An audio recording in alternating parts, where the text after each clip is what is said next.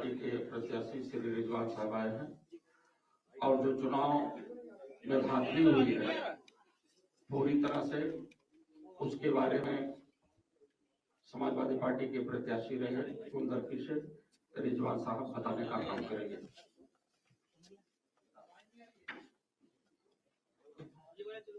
इस पे ऑडियो नहीं आ रहा।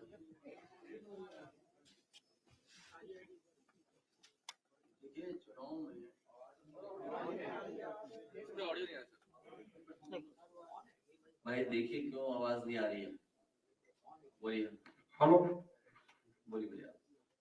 चुनाव में इतने बड़े पैमाने पर धांधली की गई कि हमने अपना सर इस स्पीकर में नहीं आ रही आवाज। सर इस स्पीकर में आ रही है। चुनाव में इतने बड़े पैमाने पर धांधली की गई, जिस तरह से पूरे क्षेत्र में 90% लोगों से आप जानकारी करा लीजिए, सर्वे करा लीजिए, ग्राउंड सर्वे रिपोर्ट ले लीजिए कि उनके हाथ पे अगर स्याही लगी हो 90% लोगों के तो फिर बात नहीं। वोट जिस तरह हराया मुझे गया, पुलिस प्रशासन, जिला प्रशासन और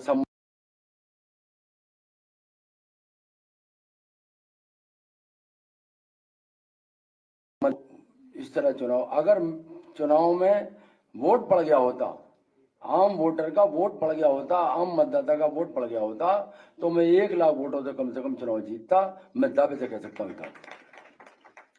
लेकिन जिस तरह बूथ कैप्चरिंग, जिस तरह धांधली इतने बड़े पैमाने पर हमने कभी सोचा भी नहीं था, देखा भी नहीं था, सुना भी नहीं था। जितना 42 जनता को किया गया, पूरी रात पूरा दिन और पूरा जो है एक तांडव रचा गया, यही मैं आपसे कहना चाहता हूँ।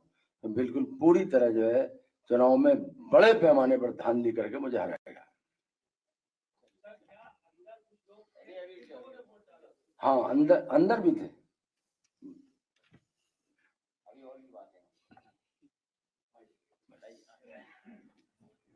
माननीय राष्ट्रीय अध्यक्ष,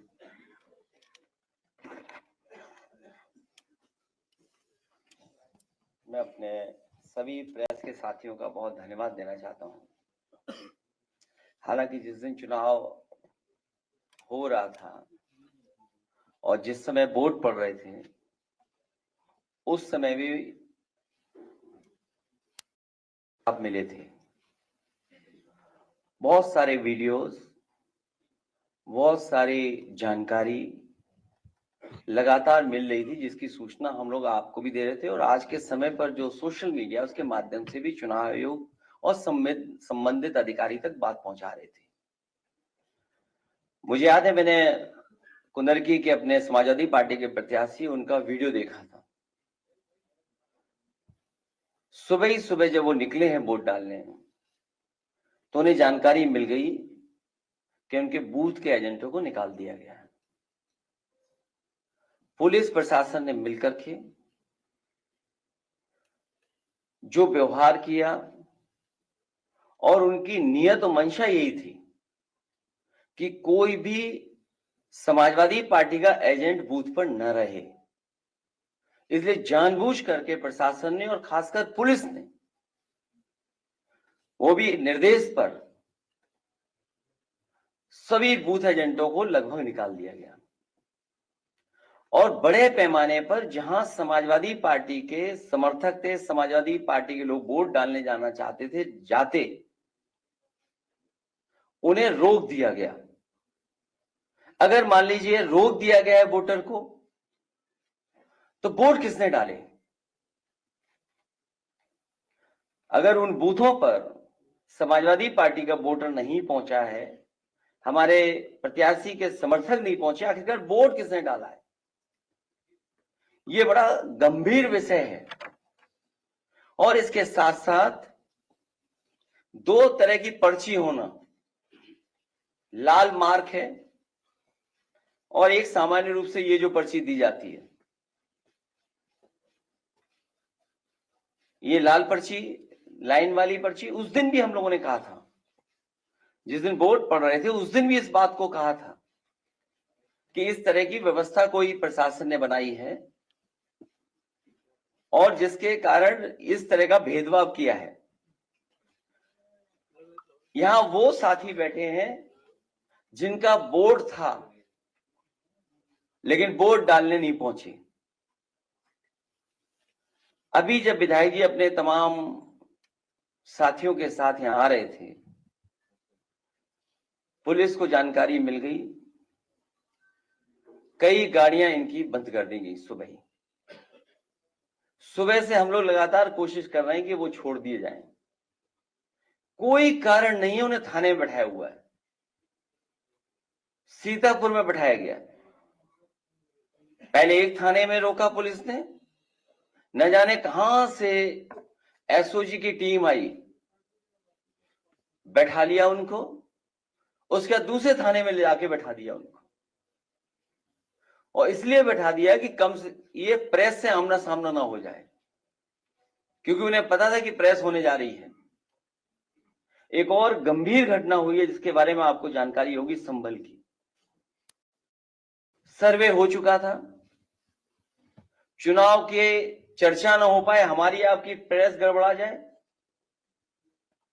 इसलिए जानबूझ करके सुबह सर्वे की टीम भेजी है, जिससे माहौल खराब हो जाए, कोई चुनाव पर चर्चा न कर सके। और जो जानकारी मिल रही है उसमें जानकारी है कि कई लोगों को चोट पहुंची है, कई लोग घायल हैं और एक नौजवान नईम, उसकी जान चली गई है। आखिरकार जब सर्वे हो चुका था मस्जिद का, तो दोबारा सर्वे क्यों करा ये सरकार, और वो भी सुबह और बिना तैयारी के। कानूनी और कोर्ट के जो प्रोसीजर, उसमें मैं नहीं जाना चाहता हूं कि दूसरे पक्ष की सुनवाई ही नहीं है, कोई सुनने वाला नहीं है दूसरे पक्ष को। और ये जानबूझ के इसलिए किया है कि आज किस बात पे चर्चा हो, किस इमोशन पे चर्चा हो, ये जानबूझ करके सरकार ने कराया है। ये जो संभल में हुआ है, बीजेपी सरकार, प्रशासन, सब ने मिलकर कराया, जिससे कि चुनाव के धांधली पर, चुनाव की बेईमानी पर चर्चा ना हो सके।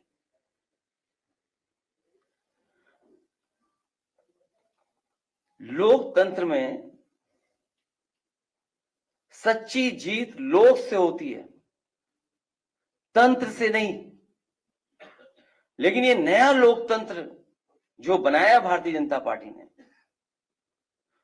उसमें लोगों को वोट नहीं डालने दे रहे हैं, अपने तंत्र को आगे कर दे रहे हैं। और जब कभी भी निष्पक्ष जांच होगी, जिस समय निष्पक्ष जांच होगी और तमाम वीडियोज जो या सीसीटीवी के माध्यम से जो रिकॉर्डिंग होती है बूथ की, जब उसकी सच्चाई सामने आएगी तो पता लगेगा कि वोटर्स ने वोट नहीं डाला, वहां के कौन वोटर बन गए ये भी किसी को नहीं पता, बूथ के अंदर किसने वोट डाला किसी की जानकारी नहीं है। जिस जीत के पीछे छल होता है वो दिखावटी जीत का छलावा होता है। जो सबसे ज्यादा उसी को छलती है जिसके छल करके जीत का नाटक रचा है। ये पूरा नाटक है इनका, भारतीय जनता पार्टी का। ये जश्न मनाना, लड्डू के नीचे लड्डू को रखने वाली जो वो थोड़ा बहुत जो मिठाई वाले लगाते हैं, बिना हटाए लड्डू खिला देना,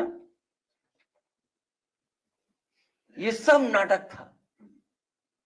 ऐसी जीत जीतने वालों को कमजोर करती है, नैतिक रूप से उनके जमीर को मार देती है। बिना जमीर के जीने वाले अंदर से खोखले होते हैं। ऐसे लोग सबके सामने अपने को ताकतवर दिखाने की कोशिश करते हैं, लेकिन अकेले में आईने में अपना मुंह देखने से भी डरते हैं। भाजपा का हारने का डर तो उसी दिन साबित हो गया था जिस दिन उसने पीडीए के अधिकारी कर्मचारियों को चुनाव से हटा दिया था, जिससे इनके अपने लोग वहां सेट किए जा सकें और धांधली की गवाही देने वाला कोई न हो।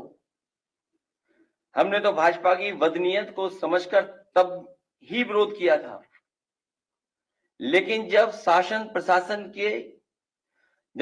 प्रशासन ही दुशासन बन जाए तो लोकतंत्र के चीरहरण को कौन रोक सकता है।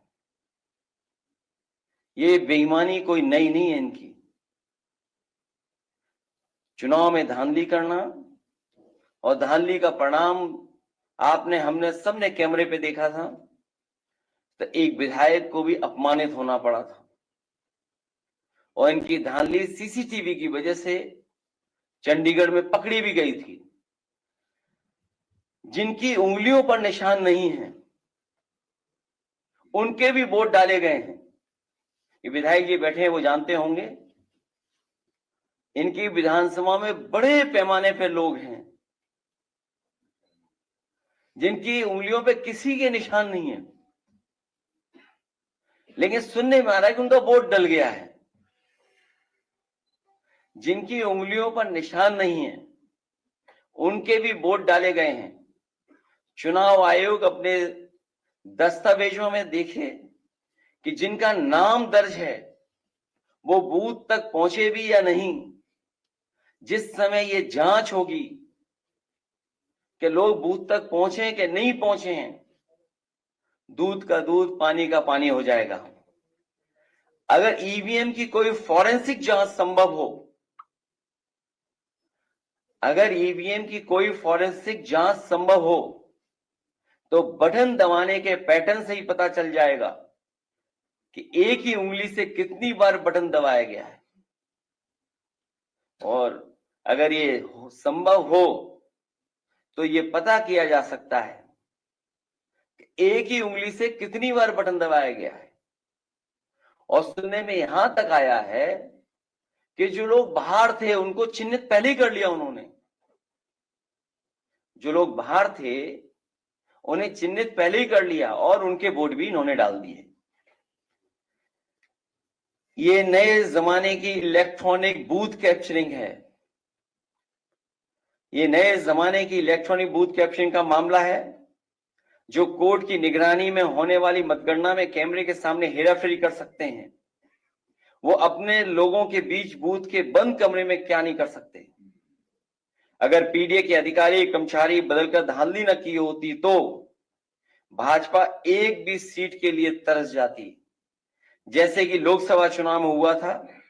जब ऐसी व्यवस्था मिल्कीपुर में नहीं हो पाई तो वहां का चुनाव भी सरकार ने टाल दिया। और धांधली करने के लिए ही, और इस बात की भनक जब पड़ गई सरकार को कि जो लोग छुट्टी पे आए हैं वो लोग भी भारतीय जनता पार्टी के खिलाफ मतदान कर करके जाएंगे, तो इन्होंने चुनाव की तारीखें बदल दी थी। एक देश तब एक लोकतांत्रिक क्रांति की ओर बढ़ने लगता है जब उसे कहीं से भी इंसाफ की उम्मीद दिखाई नहीं देती। महंगाई, बेरोजगारी, बेकारी और चुनावी धांधली से आक्रोशित समाज एक सीमा तक ही सहता है। इतनी सी बात तो अनपढ़ भी समझता है कि पेट की आग कभी भी उसको नहीं जिता सकती जिसने रोटी छीनी हो और जिसने रोजगार छीना हो। भाजपा ने रोजी रोटी, मान सम्मान, सौहार्द, भाईचारा सब छीन लिया है। भाजपा संविधान से लेकर के आरक्षण तक सबको खत्म करने पर उतारू है। ऐसे में भला उसे वोट कौन देगा।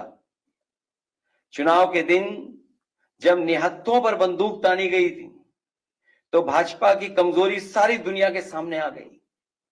एक साहसी महिला ने जिस समय अपना वोट देने के अधिकार का कागज बंदूक के सामने तान दिया, भाजपा उसी समय हमेशा के लिए हार गई थी। लोकतंत्र में ऐसा तमाचा आज तक किसी ने नहीं मारा जिसकी गूंज भाजपाइयों को रात में सोने नहीं देगी। सत्ता की भूख ने तो भाजपा को पहले ही बीमार बना दिया था, अब तो वो सो भी नहीं पाएंगी। हमें तो भाजपा के लोगों पर अब तरस आता है, लेकिन जनता कह रही है ये वो लोग नहीं जिन पर तरस किया जाए। भाजपा सोच रही है कि इन परिणामों से पीडीए हताश होगा तो वो गलत सोच रही है। अन्याय और उत्पीड़न लोगों तो तोड़ता नहीं समझ, जोड़ता है, तोड़ता नहीं बल्कि जोड़ता है लोगों को। उत्पीड़न और अन्याय कभी भी लोगों को तोड़ता नहीं है, जोड़ने का काम करता है। हमने पहले भी कहा कि आज फिर कह रहे हैं, सदियों से पीडीएस समाज का जो उत्पीड़न और अपमान प्रभुत्ववादियों ने किया है, उसका दर्द पीडीए ही समझ सकता है। पीडीए दर्द का रिश्ता है, यही दर्द पीडीए को लगातार जोड़ रहा है। ये एकता ही भाजपा की चिंता का सबसे बड़ा विषय बना हुआ है। क्या पीडीए एक क्यों है, पीडीए एक साथ क्यों खड़ा है? भाजपा की बुनियाद हिल चुकी है। एक बार सोच के देखिए, भाजपा को भला वोट कौन दे रहा है? क्या वो गरीब जो महंगाई का मारा है, या वो पिछड़ा दलित अल्पसंख्यक या आदिवासी जिसका भाजपा राज में लगातार शोषण हो रहा है, जिसका आरक्षण मारा जा रहा है, या वो किसान जिसको खाद नहीं मिल पा रही है, या जिसकी फसल छुट्टा पशु खा जा रहा है, या जिसकी फसल की कीमत उसे नहीं मिल रही है, या वो मजदूर जिसे बेकारी के कारण मजदूरी नहीं मिल रही है, या वो दुकानदार जो मंदी का मारा है, या वो कारोबारी व्यापारी जो भ्रष्ट जीएसटी और भाजपाई चंदे की रसीद काटने वालों से परेशान है, या वो महिला जो यूनिवर्सिटी कैंपस तक में सुरक्षित नहीं है, या वो सरकारी कर्मचारी जिनके ऊपर भ्रष्टाचार करने का दबाव है, या जिनकी पुरानी पेंशन तक छीन ली गई, या वो पत्रकार जिनको निर्वस्त्र करके पीटा जा रहा है, या वो जो नौकरी के लिए धरने पर बैठे थे, चाहे 69,000 शिक्षक भर्ती का मामला हो, या पुलिस का हो, या अग्निवीर भर्ती का हो, या जज की परीक्षा में कॉपी बदलने का, या परीक्षा में पेपर लीक का, रद्द होने का, या कोर्ट में रिजल्ट फंस जाने वालों का। इन सब बातों से लाखों निराश युवा हैं और उनके हताश परिवार के करोड़ों लोग अब भी सरकार के विरोध में खड़े हैं। सच तो यह है, भाजपा को 5% लोग भी वोट नहीं दे रहे हैं। इनकी जीत में वोट की कोई भूमिका ही नहीं है। ये तंत्र की हेराफेरी से जीतने वाले लोग हैं और वोट को लूटने वाले लोग हैं। इसलिए ये चुनाव निष्पक्ष नहीं था, ये बेईमानी से और वोट को लूट करके चुनाव जीता गया है।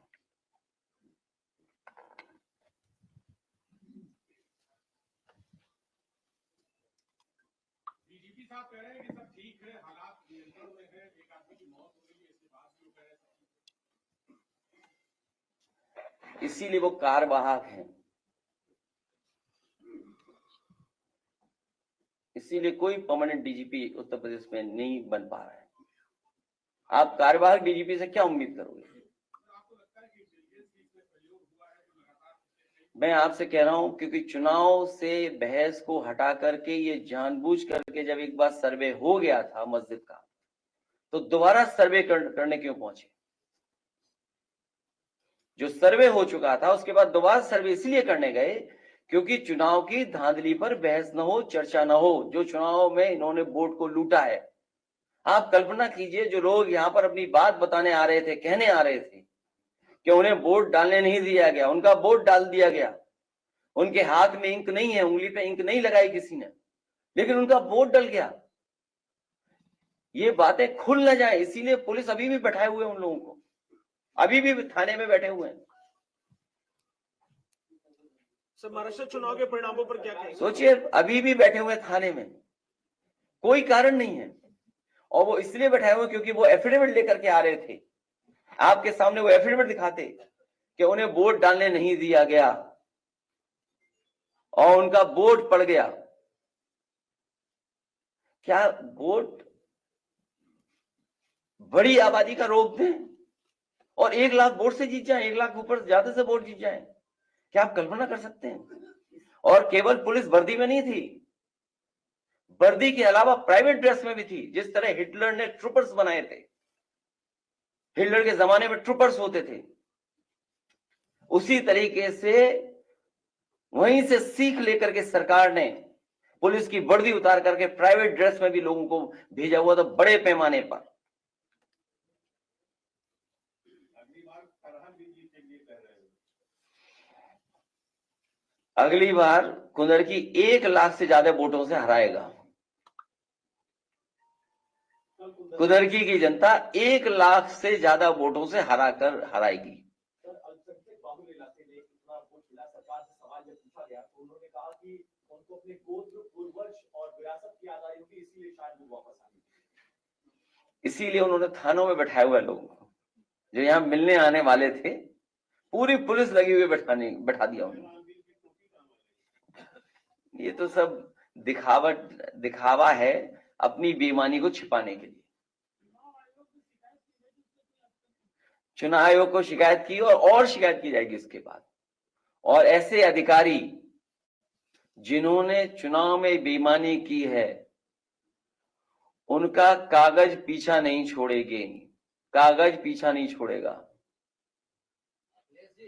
सरकार से ये भी तो पूछ लेते कि जो अधिकारी वहां पोस्ट हुए थे, क्योंकि पोस्ट नहीं हो पा रहे थे, उनसे सांठगांठ नहीं हो पा रही थी, इसलिए चुनाव बढ़ा दिया था उन्होंने।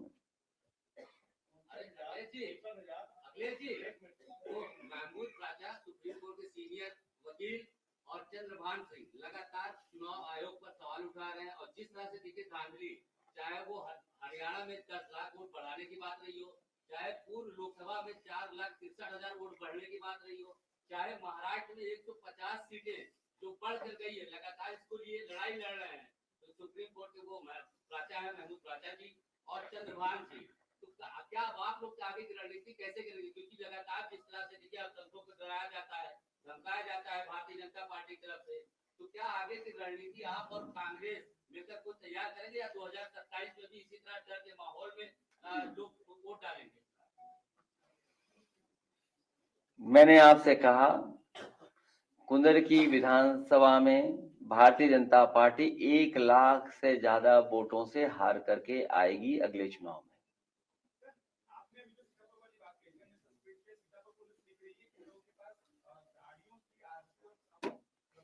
तो यात्रियों को बैठा लोगे आप?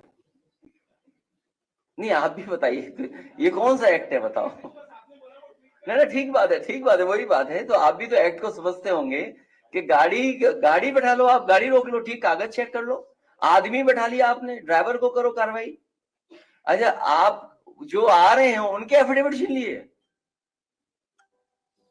ये तो पुलिस में केस बनता है लूट का।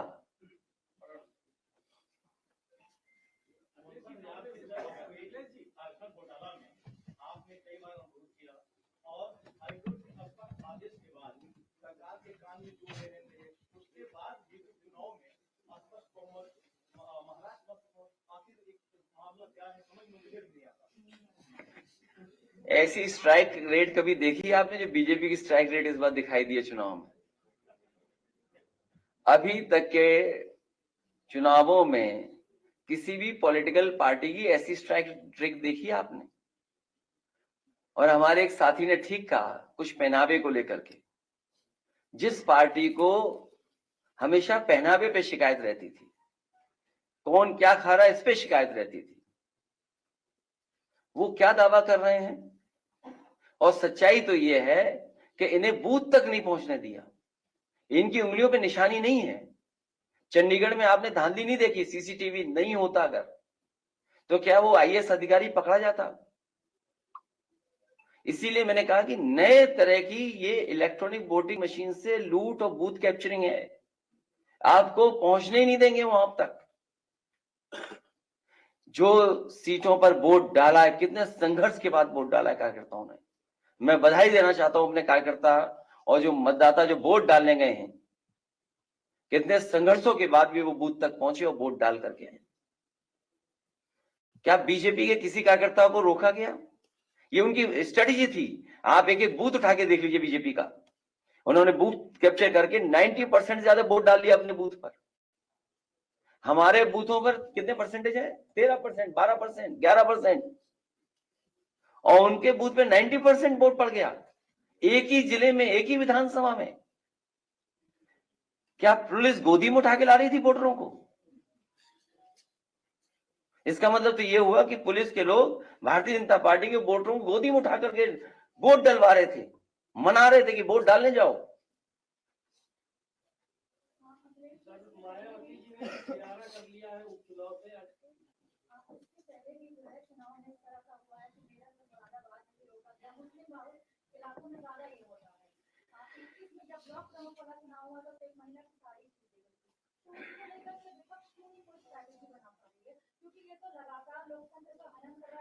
अभी 24 की स्ट्रेटेजी नहीं देखी, वही हार अभी तक स्वीकार नहीं कर पा रही बीजेपी। इसके लिए स्ट्रेटेजी भी बनेगी, तरीका भी बनेगा। इसीलिए मैंने कहा जिन अधिकारियों ने धांधली की है, कागज उनका पीछा नहीं छोड़ेगा। सीसीटीवी या जो हमारे समाजवादियों के पास बड़े पैमाने पर रिकॉर्डिंग है, उन सबको चुनाव आयोग के सामने रखा जाएगा। उसमें मुझे उम्मीद है कि आप लोग भी सहयोग करेंगे। समय समय पर आप भी समाजवादी पार्टी का सहयोग करें लोकतंत्र मजबूत करने के लिए। उन वीडियोस को जरूर चलाएं आप लोग। किसका 24 में कर लिया था क्या इन्होंने? अभी तक अयोध्या की हार से नहीं उभर पाएंगे लोग, सच्चाई तो ये है। और सोचिए, जब अयोध्या हार सकते हो, कह रहे हम कुदर की जीत गए, जहां पे वहां आम वोटर ने रिजेक्ट कर दिया हो, और क्या कहते हैं कुदर की जीत लिया, हमें कुदर की वोट दिया है।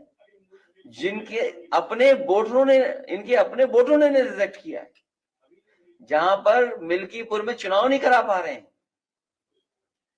इसीलिए मैंने कहा कि अगर फॉरेंसिक लैब में ये बात चेक हो जाए कि ईवीएम की मशीन के बटन किसने दबाए हैं, तो आप पाएंगे कि एक ही व्यक्ति बटन दबा रहा होगा। अब बात बहस आगे नहीं करिए, हमारा व्यू पॉइंट लोकसभा में मैं बोल चुका हूं, वही हमारा है जो मैं लोकसभा में बोल चुका हूं।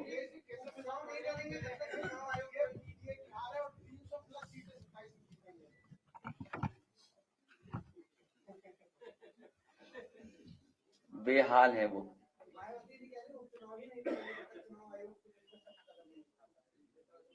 अब उपचुनाव हो गई नहीं, अब उपचुनाव कोई होगा ही नहीं, एक होगा बस। सर महाराष्ट्र और झारखंड चुनाव परिणामों पर क्या कहेंगे सर?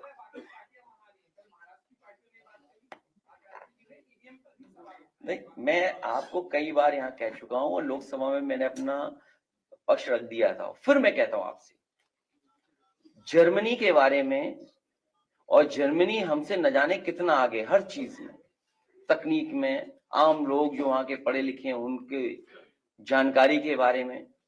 और जब दुनिया का सबसे बड़ा उद्योगपति भी सवाल उठा रहा है, जो इसी क्षेत्र का सबसे ज्यादा जानकार है, अभी जिनका डिप्टी सीएम का आपने नाम लिया, वो क्या जानते होंगे ये इलेक्ट्रॉनिक के बारे में? कहो सोशल मीडिया पे किसी और से चलवा रहे हो, सीखा हो मेल लिखना, मेल रिसीव करना, न जाने कितनी चीजें हैं। और जो नया आ गया जीपीटी चैट, वो कहो इस्तेमाल करना, अब सीखे हो, शायद न सीख पाए हो, उसमें ऐसी फौज है उस दल में ऐसे लोगों की। खैर, तो जर्मनी जैसा देश ये कहता है कि ईवीएम से वोट पड़ना उनके देश में अनकॉन्स्टिट्यूशनल है। आप बैठे हुए सब लोग देख लो, गूगल करिए, आप लोग सब, वाईफाई आपके लिए फ्री है यहाँ पर, आप गूगल करिए, देखिए क्या जर्मनी में ये व्यवस्था है क्या नहीं है। जब जर्मनी जैसा देश ईवीएम को स्वीकार नहीं कर रहा है, तो जो दल सवाल उठा रहे हैं स्वाभाविक है।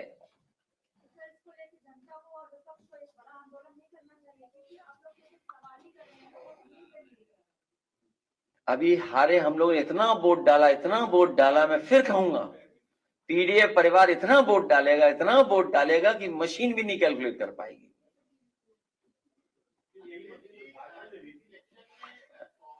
कभी कभी कुछ छोड़ देते हैं कुछ लोग। देखिए, मैं इस पे बहस में नहीं उलझना चाहता हूँ कि कहाँ क्या है, हमारा एकदम क्लियर है उसमें व्यू पॉइंट कि हम इसके खिलाफ हैं, इस व्यवस्था के खिलाफ है। चुनाव आयोग ने निष्पक्ष चुनाव नहीं करा पाया, तो क्या लगता है आप उतनी चीजें लेके जाएंगे? हमें व्यवस्था पे, सिस्टम को तो स्ट्रेंथन करना हमारी आपकी दोनों जिम्मेदारी है। कुमार के ऊपर लगातार आरोप लग रहे हैं, कई बार देखिए कई सीनियर लीडरों देखिए, ये पक्ष आपका ठीक है, लेकिन हमें और आपको जब मौका मिले इंस्टीट्यूशन कैसे बेहतर हो, इंस्टीट्यूशन को कैसे स्ट्रेंथन करना, ये काम करना पड़ेगा। और उस इंस्टीट्यूशन में जो खराब लोग हैं उन्हें समय समय पे कटघरे में खड़ा करना पड़ेगा।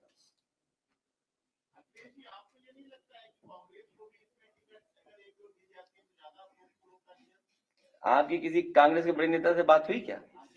तब ठीक है, तो उनसे पूछ लेते मांगी क्यों नहीं। तो उन्हें तो पता है हमने दी थी सीटें। अगर ये बताओ, सबको बता दो, अगर आप बातचीत हुई है तो कौन कौन सी सीट दी थी मैंने। नहीं, जब आपकी बात हुई है, सब जानकारी है आपको, फिर हमसे क्यों पूछ रहे हो? हमने तो सीट दी थी उन्हें। चलिए, बहुत धन्यवाद आपका, बहुत धन्यवाद।